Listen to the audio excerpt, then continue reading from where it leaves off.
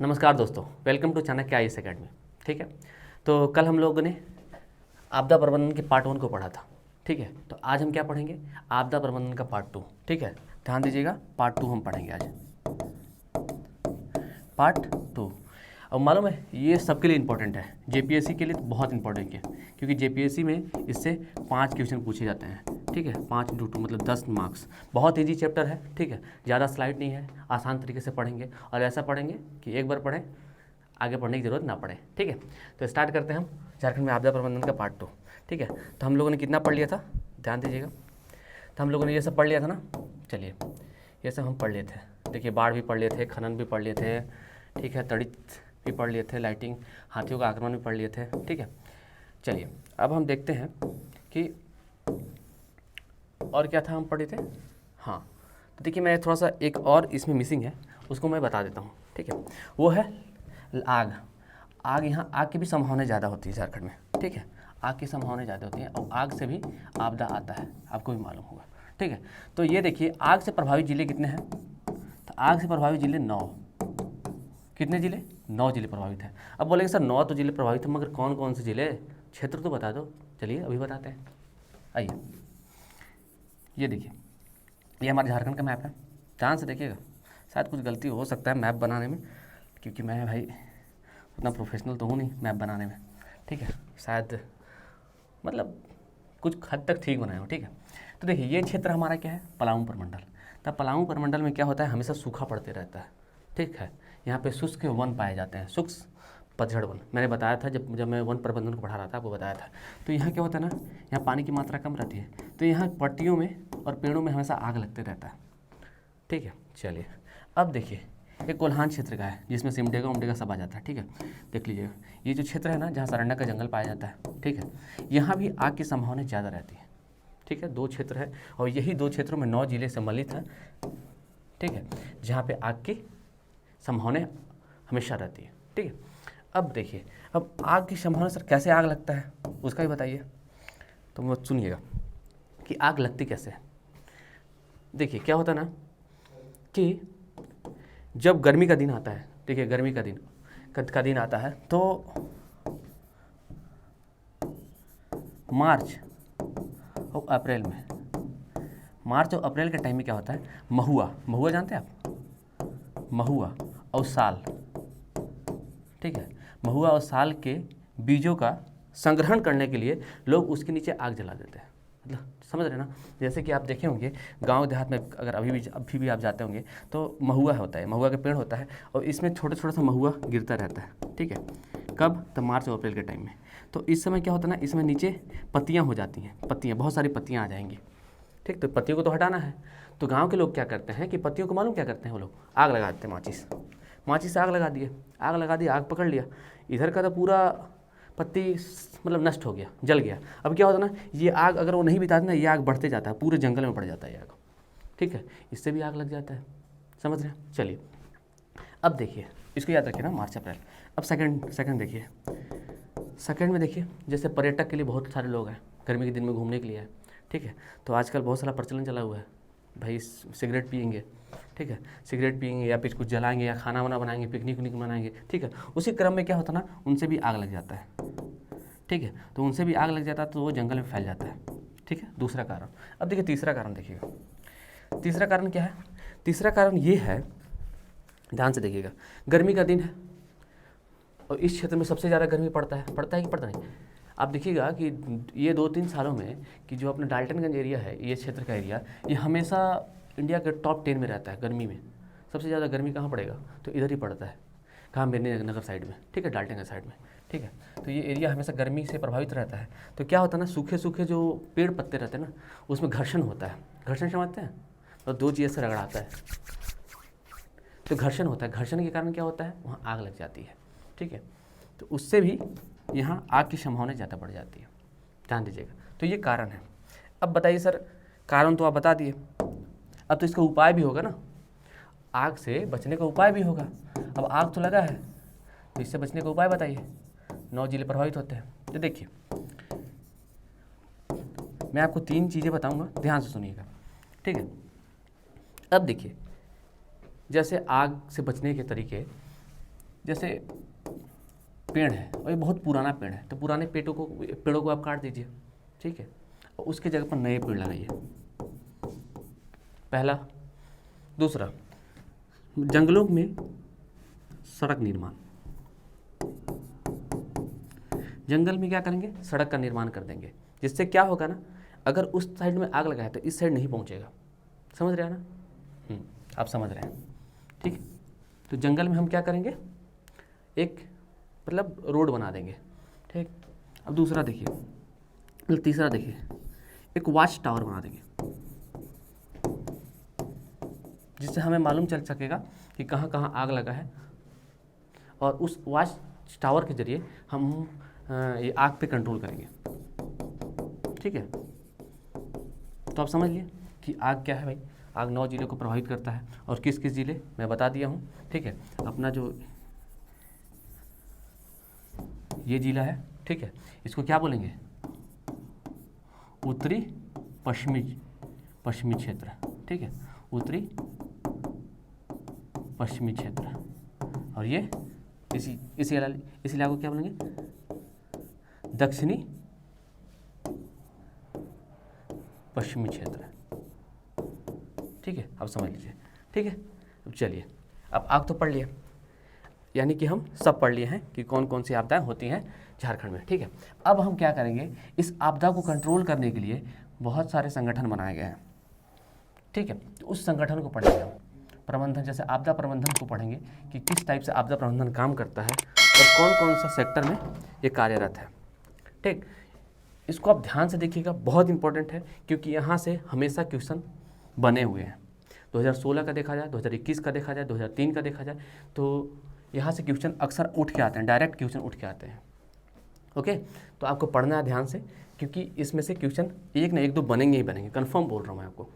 चलिए, तो देखिए, एनडीएमए का मतलब क्या होता है, राष्ट्रीय आपदा प्रबंधन प्राधिकरण, ठीक है। पहले मैं आपको यहाँ बताता हूँ, आपदा प्रबंधन का गठन कब हुआ था, 2005 में, याद होगा, मैंने आपको बताया है, ठीक है। मैं पहले ब्लैक नहीं, चलिए, ठीक। तो आपदा प्रबंधन का गठन कब हुआ, तो 2005 में, ध्यान दीजिएगा, ये आपदा प्रबंधन का गठन है। अब देखिए दूसरा, एनडीएमए मतलब राष्ट्रीय आपदा प्रबंधन प्राधिकरण का गठन कब हुआ, मतलब नेशनल डिजास्टर मैनेजमेंट अथॉरिटी का गठन कब हुआ, तो ये हुआ था 2006 में। देखिए लिखा हुआ है कब, तो 27 नवंबर 2006 में। ये क्या है, ये राष्ट्रीय लेवल पे है, याद रखिएगा, ये राष्ट्रीय लेवल पे, नेशनल लेवल पे है, ये देश के लेवल पे है, ध्यान दीजिएगा, यही सारा कन्फ्यूजन आपका क्लियर होगा, ठीक, ध्यान देखिएगा। तो ये राष्ट्रीय लेवल पे इसका गठन कब हुआ, राष्ट्रीय आपदा प्रबंधन प्राधिकरण। हमेशा क्वेश्चन यहाँ पे आप कंफ्यूज हो जाते हैं कि आपदा प्रबंधन का गठन कब हुआ और राष्ट्रीय आपदा प्रबंधन प्राधिकरण का गठन कब हुआ। भाई सुनने में तो एक ही टाइप का लग रहा है कि नहीं लग रहा है, तो इसमें आदमी कंफ्यूज हो जाते हैं, तो आप कंफ्यूज मत होइएगा, ठीक। और इसका गठन कैसे किया गया, तो आपदा प्रबंधन, देखिए आपदा प्रबंधन अधिनियम 2005 की धारा 3(1), ये बहुत पॉइंट है, ये पॉइंट आप हमेशा याद रखिएगा। ये धारा है ना, धारा 3 है, किसका, तो आपदा प्रबंधन अधिनियम 2005 की धारा 3(1) के तहत राष्ट्रीय आपदा प्राधिकरण का गठन किया गया, ठीक। और इसके प्रधानमंत्री होते हैं अध्यक्ष।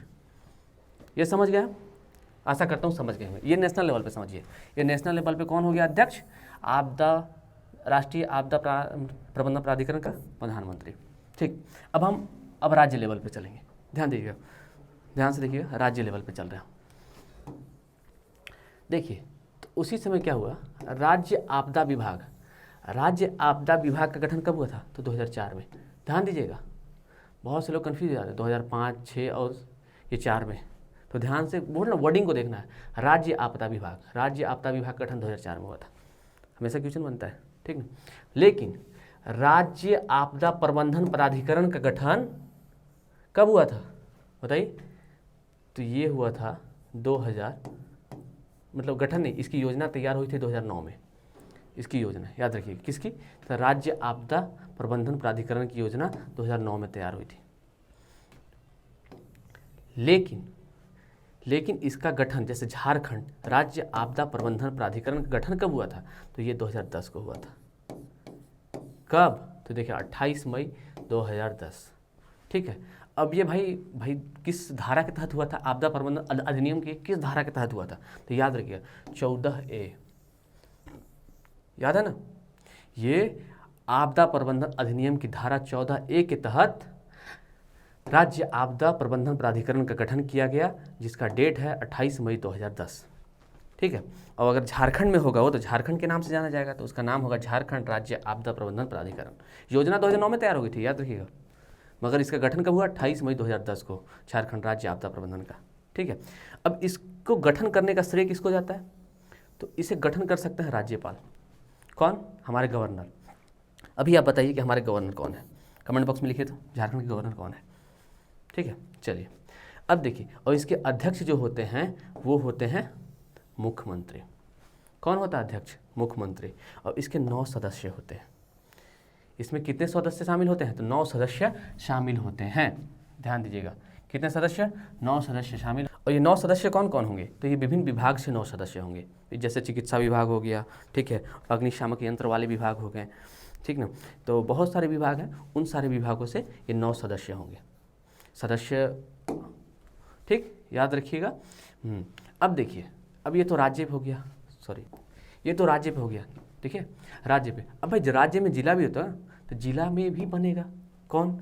तो ये देखिए, जिला में बना जिला आपदा प्रबंधन प्राधिकरण। ठीक, और इसका जो गठन हुआ वो आपदा प्रबंधन अधिनियम 2005 की धारा 25A, ठीक है, एन हटा दीजिएगा, नेशनल नहीं, DMA मतलब डिजास्टर मैनेजमेंट अथॉरिटी के धारा 25A के द्वारा किसका गठन किया गया? तो जिला आपदा प्रबंधन प्राधिकरण का गठन किया गया। ठीक, अब देखिए, इसका जो अध्यक्ष होगा वो DM, DC, दंडाधिकारी कोई भी हो सकता है। ध्यान दीजिएगा, जब क्वेश्चन आएगा तो उसमें ऑप्शन दिया रहेगा, और ये क्वेश्चन आया हुआ है JPSC में, और यहाँ ये जो क्वेश्चन है ना 28 मई वाला, ये भी क्वेश्चन आया है। तो क्वेश्चन और ये किस धारा के तहत हो रहा है उसको आप देखते रहिएगा। अब देखिए, और इसके सदस्य देखिए, इसमें भी तो सदस्य होंगे, तो इसके सदस्य देखिए, इसके सदस्य भी होते हैं जैसे मुख्य सचिव, मतलब मुख्य सूचना पदाधिकारी, ठीक है, पशु चिकित्सा पदाधिकारी, गृह विभाग वाले होंगे, गृह विभाग, सिंचाई विभाग, अभियंता, ठीक है, NGO के प्रतिनिधि होंगे। इसके कौन होंगे? तो ये सब सदस्य होंगे, याद रखिए, इतने सदस्य होंगे, ठीक ना। ये सदस्य याद करने की जरूरत नहीं है, लेकिन आप याद रखिएगा, बस आपको 2-3 चीज़ याद रखना है कि ये जो राष्ट्रीय आपदा प्रबंधन प्राधिकरण है उसका गठन धारा 3A आपदा प्रबंधन अधिनियम 2005 के धारा 3A के तहत होता है, ठीक है, और इसका निर्माण कब हुआ था? 2006 में, और इसके अध्यक्ष प्रधानमंत्री। ये देखिए, राज्य वाले का 2009 में योजना बना था, और 28 मई 2010 को इसका निर्माण हुआ था। और धारा कितना था? 14A। किसकी धारा? तो आपदा प्रबंधन अधिनियम 2005 की धारा 14A के तहत। और इसका जो अध्यक्ष होगा वो मुख्यमंत्री, ठीक है। और गठन किसके द्वारा होता है? राज्यपाल के द्वारा। सदस्य इसके 9 है। और वही जिला में देखेंगे तो जिला में कौन हो जाता है बताइए? जिला में जिला दंडाधिकारी, समहर्ता, उपायुक्त जो भी रहेगा, ठीक है, कोई भी अगर ऑप्शन में होगा तो आप लगा दीजिएगा। ये सब इनके अध्यक्ष होते हैं। और अब देख रहे हैं सदस्य कितने होते हैं, और ये कितनी धारा के तहत है? तो 25A की धारा के तहत। यही समझना है बॉस, इतना समझिए, पूरा कंप्लीट हो जाएगा आपदा प्रबंधन। आराम से आप 5 नंबर लेके आएंगे, ठीक। अब देखिए, थोड़ा और देखिएगा। चलिए, तो ये देखिए दूसरा स्लाइड, ठीक है, इसमें पूरा कंप्लीट आपका क्रिस्टल क्लियर हो जाएगा, ठीक है। ध्यान से दीजिएगा, ये राष्ट्रीय लेवल हो गया, ये राज्य स्टेट लेवल, ये हो गया जिला, मगर अभी क्या हो गया? प्रखंड लेवल। ध्यान दीजिएगा, आपदा प्रबंधन प्राधिकरण में देखिए राष्ट्रीय कार्यकारी समिति भी होता है, ठीक है, राष्ट्रीय कार्यकारिणी समिति भी होता है, जिसके अध्यक्ष केंद्रीय गृह सचिव होते हैं। कौन होते हैं? तो केंद्रीय गृह सचिव होती है। और हाँ, उसी समय नेशनल डिजास्टर रिस्पॉन्स फोर्स का गठन किया गया था, जिसको हम NDRF कहते हैं। याद है ना, NDRF, कहीं भी कुछ भी आपदा आता है NDRF की टीमें वहाँ पहुँच जाती हैं और लोगों को बचाती है, जान माल की हानि होती है उसको कम करने की हमेशा कोशिश करती है। सैल्यूट है इनको, ठीक है, ध्यान दीजिएगा। तो यही है। और इनका गठन कब हुआ है? 2006 में। याद रखिएगा, कब हुआ? 2006 में इनका गठन हुआ। और इनका जो हेड क्वार्टर है वो दिल्ली में है। ध्यान दीजिएगा, राष्ट्रीय कार्यकारिणी समिति का अध्यक्ष कौन होता है? तो केंद्रीय गृह सचिव, याद रखिए। और नेशनल डिजास्टर रिस्पांस फोर्स मतलब राष्ट्रीय आपदा कार्यवाही बल NDRF की टीम होती है, उसका गठन कब किया गया? 2006 में। किस लिए किया गया भाई? अब जो आपदा आएगा तो भाई बहुत सारा जान माल का हानि होगा कि नहीं, तो उन्हीं लोगों को बचाने के लिए और उनको न्यूनतम करने के लिए, मतलब जान माल की हानि को न्यूनतम करने के लिए NDRF टीम का गठन किया गया। और इसमें 8 बटालियन शामिल होते हैं, ठीक है। 8 बटालियन की टीम बनाई गई, जिसमें 2-2 बटालियन सबका लिया गया। देखिए जैसे BSF, CRPF, ITBP, CISF, तो कितने बटालियन हो गए? 2-2 बटालियन सबका, 2 इसका, 2 इसका, 2 इसका, 2 इसका, तो कितने? 8 बटालियन। आपको बता दूं एक बटालियन में कितने होते हैं? तो 1100 से लेके 1200 जो फोर्स होते हैं वो एक बटालियन में होते हैं। तो आप समझ सकते हैं ऐसे अगर 8 बटालियन है तो 8-9 हज़ार के करीब ये NDRF के फोर्स होंगे, ठीक है, NDRF की टीम होगी। तो याद रखिएगा, क्या याद रखना? राष्ट्रीय कार्यकारिणी समिति का गठन हुआ 2006 में और इसके अध्यक्ष कौन होते हैं? केंद्रीय गृह सचिव।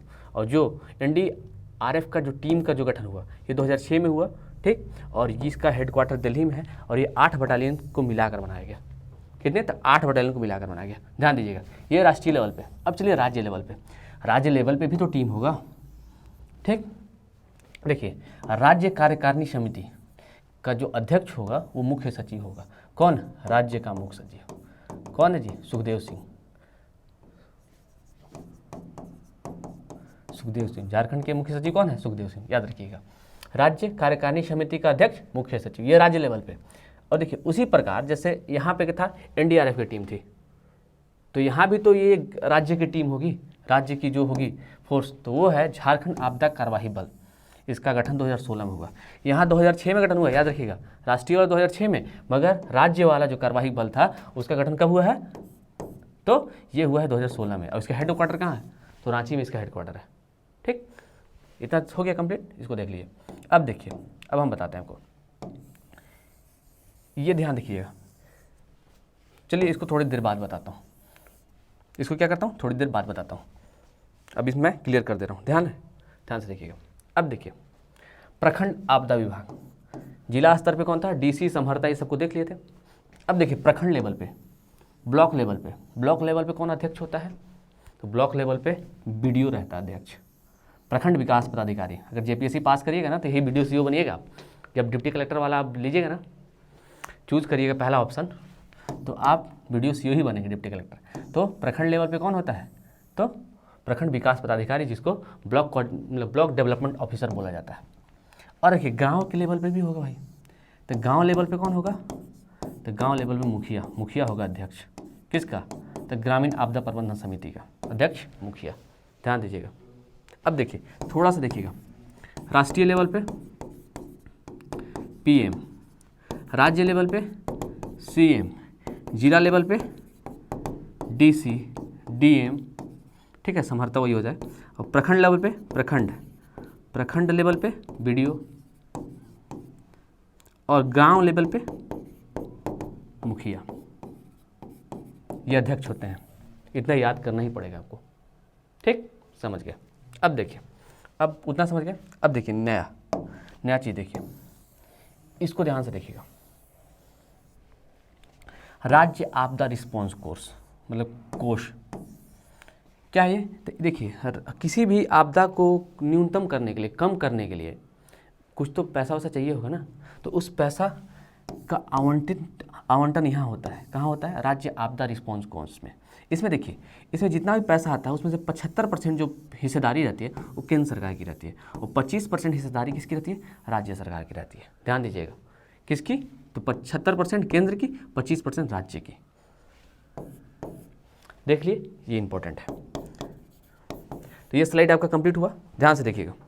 स्लाइड कंप्लीट हुआ, बस यही आपको पढ़ना है, यही 2 चीज़ पढ़ना है। एक ये स्लाइड पढ़ना है और ये स्लाइड पढ़ना है। और इससे क्वेश्चन हमेशा उठ के आते हैं, 2-4 क्वेश्चन हमेशा उठ के आएंगे, ठीक। मुझे आशा है आप समझ गए होंगे। अगर नहीं समझे तो आप फिर से एक बार रिपीट कर सकते हैं। इसको याद रखिएगा, धारा 3A, धारा 14A मतलब 1, और ये क्या था? 25(1). इसको याद रखिएगा। और कौन इसका अध्यक्ष? प्रधानमंत्री, ये देखिए मुख्यमंत्री, और यहाँ DC DM। और अगर ब्लॉक लेवल पे हो जाए तो BDO, और ग्राम लेवल पे हो जाए तो मुखिया। इतना याद करना है। और डेट ये हमेशा याद करिएगा, योजना तैयार हुआ था 2009 में और मतलब ये लागू कब हुआ था तो 2010 में, तो इसको आपको याद करना है। ठीक, चलिए अब देखिए नेक्स्ट स्लाइड। अब तो कुछ है ही नहीं। अब देखिए, तो देखिए ध्यान दीजिएगा, इमरजेंसी ऑपरेशन सेंटर का गठन 24 जिला में किया गया है। ये क्या करते हैं, ये आपदा से संबंधित दिशा निर्देश देते हैं और आपदा को कम करने हेतु पायलट परीक्षण करवाते हैं और साथ में आपदा अगर हो गया तो उसके राहत कार्यों की व्यवस्था करते हैं। ध्यान रखिएगा, इमरजेंसी ऑपरेशन सेंटर राज्य स्तरीय इसका सेंटर कहाँ है तो रांची में है। और अगर जिला स्तरीय सेंटर देखा जाए, जिला स्तरीय सेंटर तो ये देखिए धनबाद, देवघर, जमशेदपुर में है। ध्यान दीजिएगा। अब देखिए, आपदा प्रबंधन केंद्र का परिचालन सिकपा मतलब श्री कृष्ण लोक प्रशासन संस्थान रांची के द्वारा किया गया है। ठीक है, यहाँ पे 2007 से ट्रेनिंग मॉड्यूल चलाया जा रहा है। ट्रेनिंग मॉड्यूल में क्या करते हैं भाई, तो ये ट्रेनिंग देते हैं कि किस प्रकार हम आपदा को न्यून कर सकते हैं, मतलब लेस कर सकते हैं, कम कर सकते हैं, कैसे हम आपदा में पीड़ित परिवारों को बचा सकते हैं, आपदा से पहले हम क्या क्या काम कर सकते हैं। तो ये सारा जो इन्फॉर्मेशन है ट्रेनिंग के थ्रू ये लोगों को प्रोवाइड कराते हैं। ध्यान दीजिएगा। और ये सिकपा का गठन शायद 1952 में हुआ था, कंफर्म नहीं हूँ, एक बार क्रॉस चेक करिएगा, मगर 1952 में हुआ था। और यहाँ 2007 से ट्रेनिंग मॉड्यूल चलाया जा रहा है आपदा प्रबंधन से रिलेटेड। याद रखिएगा, अगर आप जेपीएससी निकालते हैं ना तो यहीं जाइएगा आप, क्योंकि यहाँ पे ट्रेनिंग होता है जेपीएससी का, ये श्री कृष्ण लोक प्रशासन संस्थान में। ठीक है, तो आराम से पढ़िए और एक सीट अपना कंफर्म करिए और जाइए वहाँ पे, ठीक ना। चलिए अब देखिए नेक्स्ट इंपॉर्टेंट पॉइंट देखिएगा। 13वें वित्त आयोग की सिफारिश के बाद 2012 से वित्तीय सहायता आपदा प्रबंधन विभाग का संचालन सरकार के द्वारा किया जा रहा है। कब, तो 2012 से। कब, तो 13वें वित्त की सिफारिश के बाद, तो याद रखिएगा। और यहाँ क्या होता है भाई, तो ट्रेनिंग नीड एनालिसिस कार्यक्रम के तहत पायलट कार्यक्रम रांची, धनबाद में चलाया जा रहा है। समझ गए, कहाँ, तो रांची और धनबाद दोनों जगह चलाया जा रहा है पायलट परीक्षण। ठीक, अब नेक्स्ट टॉपिक देख, मतलब नेक्स्ट पॉइंट देखिए। 2015 से एनडीएमए द्वारा विद्यालय सुरक्षा कार्यक्रम चलाया गया था। इसमें क्या था, तो विद्यालय में जाके वो आपदा से रिलेटेड लोगों को अवेयर कर रहे थे, मतलब सबको जागरूक कर रहे थे, बच्चों को शिक्षा दे रहे थे कि कैसे अगर कोई आपदा आ जाता है तो आप कैसे उससे बचेंगे। ठीक, तो इसको आप देखिएगा। अब देखिए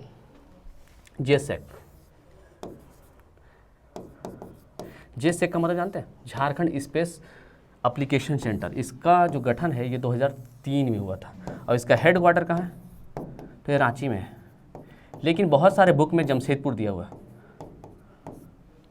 कहाँ दिया हुआ है, इसकी स्थापना कहाँ हुई थी, जमशेदपुर में, बहुत सारे बुक में दिया हुआ है, मगर आप एक बार क्रॉस चेक कर लेंगे। जहाँ तक मैं जानता हूँ इसका जो हेडक्वार्टर है वो रांची में ही है। देखिए इसका क्या काम है, इसका काम है झारखंड आपदा विभाग को अंतरिक्ष संबंधित महत्वपूर्ण सूचनाएं पहुँचाना। क्या काम है इनका, तो झारखंड आपदा विभाग को अंतरिक्ष संबंधित महत्वपूर्ण सूचना पहुँचाना। जैसे कि बाढ़ आने वाला है तो इसकी सूचना ये पहले देते हैं, किसको, सरकार को, तभी तो अलर्ट जारी होता है। आजकल आप देखते होंगे आपके मोबाइल में हमेशा एक एसएमएस आता है कि गढ़वा जिला में बहुत मतलब 3 घंटे के भीतर तेज़ बारिश होने वाली है। कौन देता है ये सूचना, ये सूचना देता है जेसैक। कौन देता है, जेसैक सूचना देता है। कहीं आग लग गया तो वो मैप के थ्रू किसको सूचित करता है, तो आपदा विभाग को सूचित करता है कि यहाँ आग लग गया, इस क्षेत्र में, इस एरिया में कुछ त्वरित कार्रवाई करिए। तो ये पूरा काम कौन करता है, तो जीसैक करता है, याद रखिएगा। चलिए नेक्स्ट पॉइंट देखिए। अब जीसैक का सही है, नेक्स्ट पॉइंट देखिए। आपदा प्रबंधन ज्ञान सह सूचना प्रदर्शन केंद्र सृजन। ठीक, इसका क्या नाम है, आपदा प्रबंधन ज्ञान सह सूचना प्रदर्शन केंद्र। इसका उद्देश्य देखिए, आपदाओं की जानकारी जमा करना। अगर आपदा आ रही है या आने वाली है तो उसकी जानकारी को ये जमा करेगा और उनसे होने वाले समस्याएं तथा प्रभाव को कम करने के लिए सृजन विभाग को विकसित करेगा। पहले तो ये क्या करेगा, सूचनाओं को इकट्ठा करेगा और उसको कम करने के लिए कैसे उसका प्रभाव कम हो पाए या फिर उसको न्यून करने के लिए क्या करेगा, और उससे होने वाली समस्याओं को ख़त्म करने के लिए ये जो उससे संबंधित जो विभाग होगा, सृजन विभाग, उसको विकसित करेगा। जैसे कि अगर देखा जाए तो बाढ़ आने वाला है, इन्हें मालूम चल गया बाढ़ आने वाला है, क्या करेंगे? तो ये क्या करेंगे, पहले ही व्यवस्था करेंगे, जैसे कि फर्स्ट एड की व्यवस्था करेंगे, मतलब भोजन पानी की व्यवस्था करेंगे, रहने की व्यवस्था करेंगे, वो एनडीआरएफ की टीम को अलर्ट कर देंगे। तो ये क्या करेंगे, ये सब पूरा काम ये कौन करेंगे? तो ये लोग पहले से कर देंगे। तो इस पर ध्यान देखिएगा। अब देखिए इसमें राज्य के प्रमुख शैक्षणिक और तकनीकी संस्थान भी कार्य कर रहे हैं। इसमें राज्य में जितने भी हमारे जो प्रसिद्ध शैक्षणिक और तकनीकी संस्थान है ना, वो सब इससे जुड़े हुए हैं। जैसे बिरसा कृषि विश्वविद्यालय का क्या काम है, ये सूखा के लिए किसको सहयोग करता है? तो इनको सहयोग करता है, सृजन को। आयुष्मान धनबाद किसके लिए सहयोग करता है? तो खनन आपदा हेतु। बीआरटी मिश्रा तो ये भूकंप हेतु। चीशक बाढ़ और जंगल में आग हेतु सहयोग करता है। और मेकांग रांची ये औद्योगिक अगर आपदा हो जाएगा तो उस स्थिति में मेकांग रांची ये सहयोग करेगा। ये अपना पॉइंट ऑफ व्यू देंगे कैसे कैसे बचाया जा सकता है, और कुछ सहयोग भी देंगे कैसे उसको कम किया जा सकता है। समझ गए?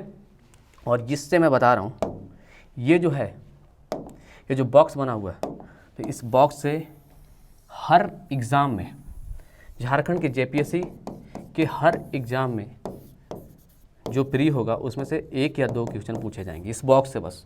तो इस बॉक्स को आप रट जाइएगा, इस बॉक्स को क्या करना है, रट जाना है।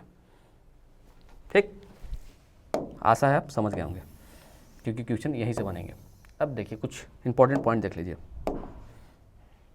ध्यान दीजिएगा। वायु प्रदूषण से व्यक्तियों के जीवन की प्रत्याशा की औसत 4.4।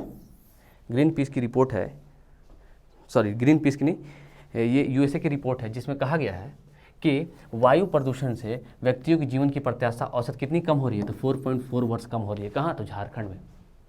कहाँ? तो झारखंड में। इसको मैं पूरे अच्छे से पढ़ाऊँगा। ये मैं ऐसे ही थोड़ा सा लिख दिया हूँ जिससे ये से रिलेटेड था, तो आप इससे अपने आप को अवेयर कर पाएंगे। जलवायु एक्शन प्लान 2014, संवेदनशील जिला सबसे ज़्यादा कौन था? सरायकेला खरसावां। याद रखिएगा, ये भी मैं पढ़ाऊँगा नेक्स्ट टॉपिक में। और देखिए सबसे ज़्यादा ग्रीन हाउस गैस कहाँ उत्सर्जित होता है? तो गिरिडीह में। गंगा नदी संरक्षण प्राधिकरण का गठन कब हुआ था? 2009 में। और इसके अध्यक्ष कौन होते हैं? सीएम। झारखंड राज्य प्रदूषण नियंत्रण बोर्ड की स्थापना 2001 में। कहाँ हुई थी? रांची में। प्रदूषण को कंट्रोल करता है। सर्वाधिक ध्वनि प्रदूषण वाला जिला धनबाद, और सर्वाधिक वायु प्रदूषण कहाँ है? तो धनबाद के झरिया में। तो ये कुछ नोट्स थे जो इससे रिलेटेड थे, तो मैं लिख दिया हूँ, ध्यान दीजिएगा। चलिए अब देखिए, आपदा से संबंधित झारखंड में कुछ समस्याएं भी हैं जिससे आपदा को और प्रभावित करती है। ठीक है, प्रभावित करने